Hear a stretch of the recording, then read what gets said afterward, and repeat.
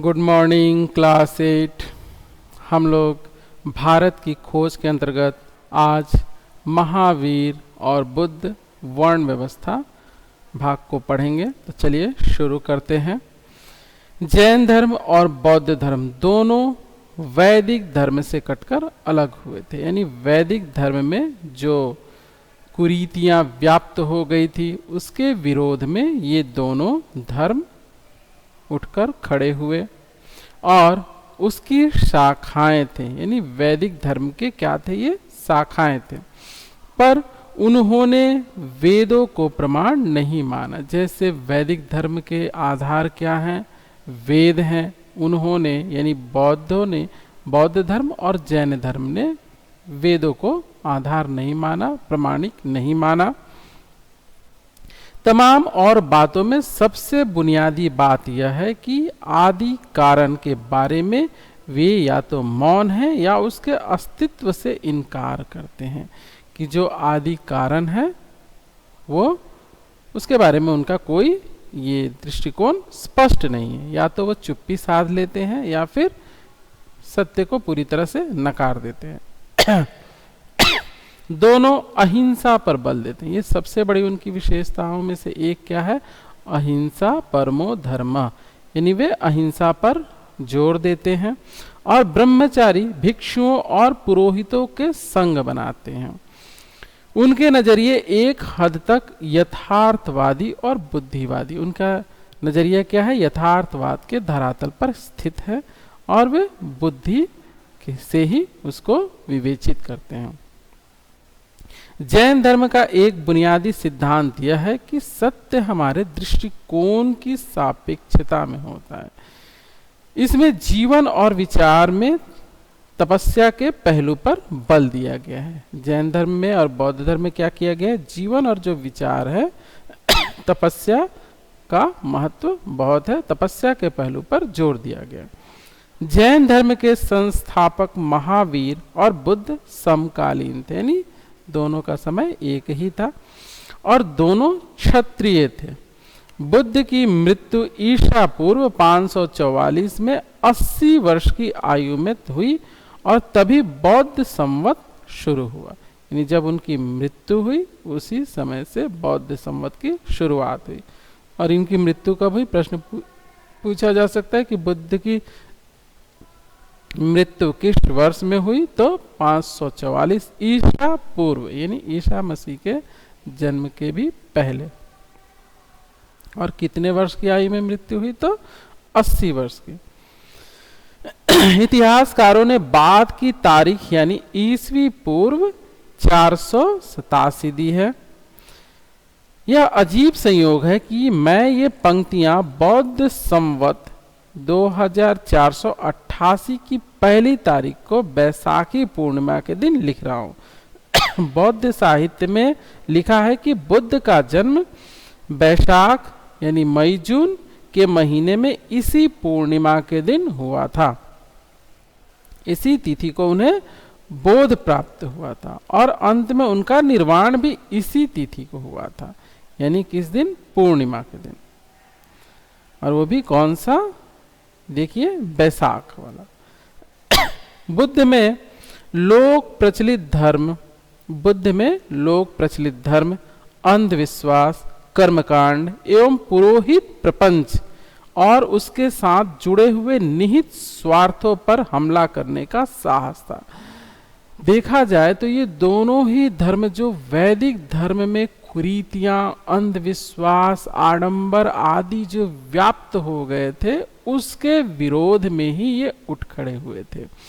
और दोनों जो वर्धमान महावीर थे और महात्मा बुद्ध थे, ये दोनों ही क्षत्रिय कुल में उत्पन्न थे। और इन्होंने जो ये आडंबर, ये प्रपंच, ये अंधविश्वास, ये कर्मकांड जब उन्होंने देखा तो उन्होंने इसका घोर विरोध किया और अपने पंथ की स्थापना की और लोगों को सत्य का मार्ग दिखाया।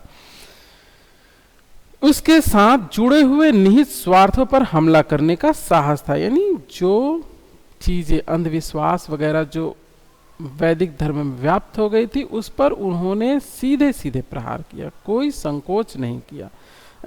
उन्होंने आध्यात्मिक धर्म वैज्ञानिक नजरिए की तथा चमत्कारों अलौकिक व्यापारों आदि की भी निंदा की। उन्होंने ये अध्यात्म, ये चमत्कार, इन सब चीजों का विरोध किया, निंदा की है। उनका आग्रह तर्क, विवेक और अनुभव पर था। उनका बल नैतिकता पर था। उनकी पद्धति मनोवैज्ञानिक विश्लेषण की थी।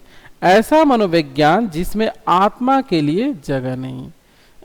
बुद्ध ने वर्ण व्यवस्था पर सीधा वार नहीं किया, लेकिन अपनी संघ व्यवस्था में उन्होंने इसे कोई स्थान नहीं दिया। यानी जो हमारे समाज में जो वर्ण व्यवस्था व्याप्त है, जो जाति पाति की व्यवस्था व्याप्त है, उन्होंने उस पर सीधा सीधा कोई हमला नहीं किया, लेकिन अपने संघ में इसकी कोई स्थान उन्होंने नहीं रखा। उन्होंने कोई जो उनका संघ व्यवस्था था, जो उन्होंने संघ की स्थापना की थी, उसमें उन्होंने जाति पाति या वर्ण व्यवस्था को स्थान नहीं दिया। यह विचित्र और महत्वपूर्ण बात है कि भारतीय इतिहास के लंबे दौर में पुरोहित प्रपंच और वर्ण व्यवस्था की कठोरता के विरुद्ध बड़े लोगों ने बार बार चेतावनी दी, फिर भी धीरे धीरे वर्ण व्यवस्था का विकास और विस्तार हुआ। यानी जितने बड़े बड़े बुद्धिजीवी, यानी हमारे जो महान विभूतियाँ इस धरा पर उत्पन्न हुई हैं, उन्होंने इस व्यवस्था पर, वर्ण व्यवस्था पर, जाति व्यवस्था पर बार बार ये क्या चेतावनी दी कि ये हमारे समाज के लिए घातक है, इससे हमारे समाज का पतन ही होता है, तो ये नहीं रहनी चाहिए। वर्ण व्यवस्था हमारे समाज के लिए ठीक नहीं है। फिर भी ये वर्ण व्यवस्था, ये जाति व्यवस्था विस्तार पाती रही और आप देख ही सकते हैं कि किस तरह से समाज उसके शिकंजे में जकड़ा हुआ है। इसने भारतीय जीवन के हर पहलू को अपने शिकंजे में जकड़ लिया। जैसा कि मैंने कहा, इसने हर चीज को अपने शिकंजे में जकड़ रखा है। आज लोग जाति व्यवस्था से उठकर ऊपर सोचने में पता नहीं किस बात का संकोच करते हैं, दिखावा करते हैं। बहुत से ऐसे लोग हैं जो नहीं मानते, लेकिन बहुत से ऐसे लोग हैं जो दिखावा करते हैं कि हम जाति व्यवस्था को नहीं मानते, लेकिन भीतर से वो मानते हैं। जब तक हम अपने भीतर से इस बात को निकाल के बाहर फेंक नहीं देते, जब तक हम सबको मनुष्यता की दृष्टि से नहीं देखते कि हम मनुष्य हैं। अगर अलग बनाना ही था तो ईश्वर ने सबको अलग अलग बनाया होता। ये सामान्य से हम अपनी बुद्धि से ही तो तर्क कर सकते हैं ना, कि अगर ऊंची जात वालों को या ऊंचे जो हमारे वर्ण व्यवस्था है, ब्राह्मण, क्षत्रिय, वैश्य और क्षुद्र, अगर बनाना ही था, जो हमारे सृजक हैं, जिसे हम लोग भगवान, खुदा, गॉड जो भी कहें, जिस नाम से भी पुकारे, अगर उन्हें बनाना ही था, कोई जाति व्यवस्था ही बनानी थी, तो सबको अलग अलग रूप, रंग, आकार, प्रकार, जो हमारे भीतर रक्त प्रवाहित है, सबको अलग अलग देते। उन्होंने तो कोई भेद किया नहीं, तो फिर हम इंसान क्यों भेद करते हैं? तो मैं इस बात को नहीं समझ पाता। तो इस बात का हमें ध्यान रखना चाहिए कि जाति व्यवस्था ईश्वर के द्वारा प्रदत्त नहीं है, ये मनुष्य के द्वारा बनाई गई व्यवस्था है, जिसका अंत होना ही चाहिए। जात के विरोधियों के बहुत से अनुयायी हुए, पर समय के साथ उनके समुदाय की अपनी एक अलग जात बन गई। यानी जिस व्यवस्था को तोड़कर लोग आए, उन्होंने अपनी ही एक अलग व्यवस्था बना ली। यानी जिस व्यवस्था से भाग रहे थे, उन्होंने अपने भीतर वही व्यवस्था कायम कर ली। जैन धर्म, जो अपने मूल धर्म के विरोध में खड़ा हुआ था, जात के प्रति सहिष्णु था और खुद उसने अपने को उसके अनुरूप बना लिया, इसलिए आज भी वह जिंदा है और जारी है, जो लगभग हिंदू धर्म की एक शाखा के रूप में। बौद्ध धर्म ने जाति व्यवस्था को स्वीकार नहीं किया, वह अपने विचारों और दृष्टिकोण से ज्यादा स्वतंत्र रहा। अंततः वह भारत से बाहर निकल गया, क्योंकि भारत और हिंदूवाद पर उसका गहरा प्रभाव पड़ा। ये सारी चीज़ें हम लोग देखते हैं कि किस तरीके से दोनों धर्मों ने अपने अपने सोच का विस्तार किया, लोगों के बीच में अपनी जगह बनाई। अगली कक्षा में जब हम लोग मिलेंगे तो बुद्ध की शिक्षाओं पर बात करेंगे। तो मिलते हैं अगली कक्षा में और पढ़ते हैं बुद्ध की शिक्षा।